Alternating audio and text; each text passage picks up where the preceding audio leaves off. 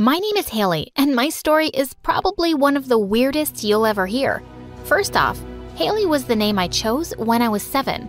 When I was born, my parents never gave me a name. My dad left a few days after I was born. When I asked Mom about Dad, she said, "Your father ran away to become an actor in California." My mom just called me you, or girl, or child whenever she wanted my attention. I was only a kid. I didn't know any better. When I started school, I told everyone my name was Yu. "Are you Chinese?" They thought my name was spelled Y-U. "Yeah, I think so." But all the other kids had great names. I hated them for it, and I was always super jealous. It made me feel rotten to think that my parents didn't even love me enough to name me. It wasn't until 2nd grade that my teacher finally said something. She asked if my name really was Yu after I spelt it 3 different ways on my homework.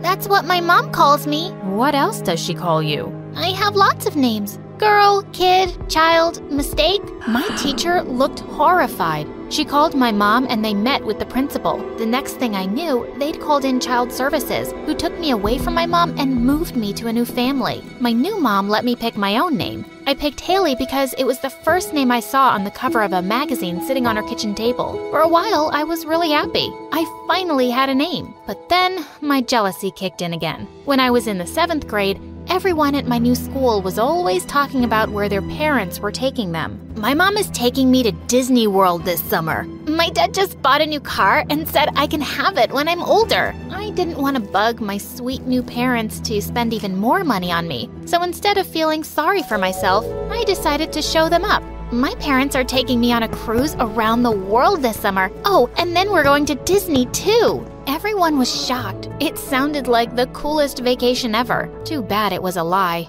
But now everyone wanted pictures and videos of the vacation. Thankfully, my new dad was a photographer and owned a studio in town. One night, I snuck into his office while he was sleeping and stole the keys to his studio. He had a whole bunch of fake backgrounds I could use. All I had to do was stand in front of the camera and smile. I took pictures in Paris, Rome, Tokyo, Hawaii, and Los Angeles. Of course, I made sure to take a bunch of pictures in Disney World. Everyone fell for it. I was the coolest kid in school, and everyone wanted to know what life was like in other countries. France? Oh, it's just like here, except they speak French. Japan? Same as here, but they speak Japanese. This one girl, Nicole, thought I was so cool. But only at first. She wanted to be my best friend and said I could go on vacation with her family next summer. We did everything together. I was really fond of Nicole and thought she was just the prettiest. But yeah, sometimes it got hard being in my best friend's shadow all the time. I felt a twinge of jealousy now and then, especially when all the cute boys were all over her and hardly ever seemed to notice me. One day, as Nicole and I were walking down the corridor,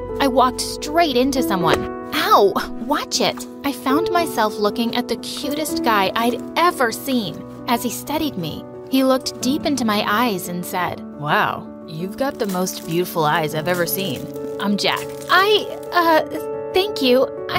Suddenly, I was yanked out of my dream by Nicole, who dragged me away as though nothing had happened. "Come on, we're late for class." The next day, I kept my eyes peeled for the cute boy. And when I did find him, guess who was touching his arm and flirting with him? Nicole! "Go to the spring dance with me, Jack?"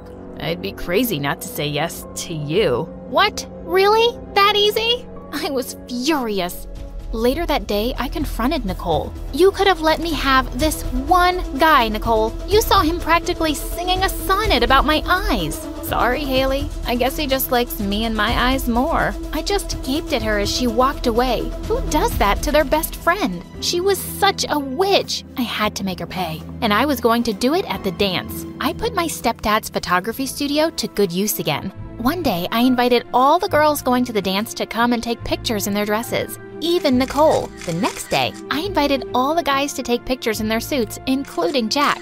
Then, I combined Nicole's picture with a different boy from the baseball team and made it look like they were going to the dance together. I posted the picture on Facebook and all the kids in school saw it. Jack was so pissed he didn't show up to the dance. "Thanks a lot. You've ruined my night. Maybe don't steal your best friend's crush next time." The next morning, Nicole told Jack I'd photoshopped the picture and they got back together. But I didn't care anymore. Everyone thought I was cool for standing up to my backstabbing friend. They were also so impressed with my work that they started paying me to retouch their pictures. Money started rolling in, and I became the school's most popular girl. That is, until a Brazilian transfer student showed up. She was gorgeous, and suddenly everyone wanted to be her friend. I started to lose my friends, and that made me feel really upset. One day, I spotted them all stuck to her in the cafeteria, and I walked up to their table. Hey guys, I'm offering a great discount these days. I'll basically retouch everyone's pictures for free. The Brazilian girl turned to me and said, "My friends are all getting makeovers at my mom's salon, so they won't be needing your retouching. Thanks a lot. Maybe you should come by too. You clearly need a lot of work done." Ugh, why did all pretty girls think they had some license to be jerks to everyone else? I wanted to get back at her, but I didn't know how. One day, when we were in the locker room, I found the answer to my question. She was on a call with her surgeon. Turns out, she was a complete fake and had gotten her whole face changed. The next day, I leaked the information on Facebook anonymously. Immediately, everyone started making fun of her and stopped being friends with her. But the next day, I found out she was planning to move because of how much everyone was trolling her. She'd even gotten ill. I felt so bad. I hadn't known it'd grow so out of control, so I went and publicly apologized to her. What a foolish thing to do. Everyone at school lost it at me. Suddenly, I was the villain. I knew I deserved it, but I was devastated because after that, high school was pretty lonely. After graduation, I got a job working at a daycare center. On my first day, I met a boy my age named Mark. He'd worked there for a few years and all the kids loved him. They didn't feel the same about me. One kid threw a peanut butter and jelly sandwich at me on my first day and got my hair all gross and sticky. Mark rushed over to hand me a towel and told me to go wash my hair in the sink. They just have to get used to you. Part of me was annoyed that he was so cool, and the other part wanted to immediately ask him out on a date. I enjoyed going to work, but I couldn't stand how much all the kids liked Mark more than me. I even snuck them extra candy one day, and they still threw their food at me. My boss came up to me one day as I was peeling a piece of ham off my shirt. "You're trying too hard, Haley. They can tell. Try being yourself." But they all like Mark so much more, and none of them like me. It's not fair. Don't be jealous of how much they like him. Instead, show how happy you are that they like him, and they'll like you too. The next morning at the door of daycare, something caught my attention. It was a crying baby left in a cardboard box. There was a note and an envelope attached to the baby. It read, "Congratulations, you found our baby. Please don't tell her she was abandoned by her parents. If it helps, tell her she at least cost us a fortune. There's $1,500 in the envelope for your troubles and diapers. Thanks. Good luck."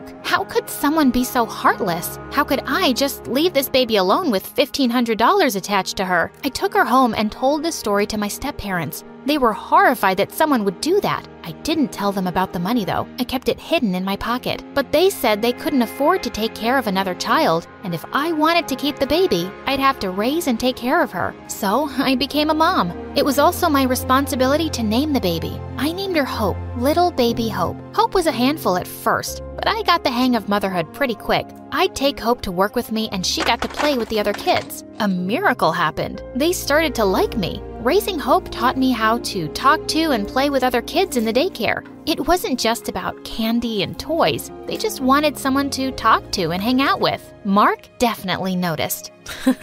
Looks like you won't be covered in food today, Haley. And you must be Hope. Hi, I'm Mark. He smiled at her and she laughed. Suddenly, I started panicking. What if my baby Hope started liking him better too? I pulled her away from him. Listen, just stay away from my daughter. She's mine and I'm not sharing her love with you. For a minute, Mark looked shocked and then he left. A few days later, while I was at the daycare, some of the kids started fighting. Since Hope was asleep, I left her and ran to the kids to break up the fight. But right in the middle of the fight, I heard Hope scream. I wanted to run to her, but I couldn't leave these kids. For a minute, she was crying, and suddenly she stopped. When I got to her, I found her in Mark's arms. She was cooing at him, and just then, she saw me and reached her cute baby arms towards me. I suddenly felt overwhelmed. She did love me more than Mark. A happy tear trickled down my cheek, and Mark seemed to understand because he said, "She is your daughter, and she will always choose you. Mark was just good with kids. I didn't need to be jealous of that. But as soon as I had this great revelation about myself, it all came crashing down. One day I got to the daycare to find a rich-looking couple waiting for me. The minute they saw me and Hope, the woman jumped and snatched Hope from me. My baby, she looks like an angel. Your baby? Who are you? Turns out they were Hope's birth parents, and her dad was really rich now, so they wanted her back. At first I refused, but they took the matter to court, and the court ruled that her birth parents were financially better off and deserved her. I was devastated. As they took my Hope away, all I could think was, now that she had everything, she would forget me. But a week later, they all showed up at the daycare again. Hope was crying. I ran to her, and the minute she saw me, she stopped crying and smiled the most adorable smile I had ever seen. They said that Hope wouldn't stop crying, so they figured she was missing me. Looks like you were right. She loves you. I guess that makes sense. Say, would you like to babysit Hope? I jumped at the offer. From that day, I became her official babysitter. Time passed and Mark and I started going to the same college. We started dating, and the day after we graduated, he asked me to marry him. On the day of our wedding, 6-year-old Hope was our flower girl. It's been 4 years since our marriage, and we had a little curly-haired boy named Martin. And whenever he seems like a handful, the only person he listens to is his adoptive sister, Hope.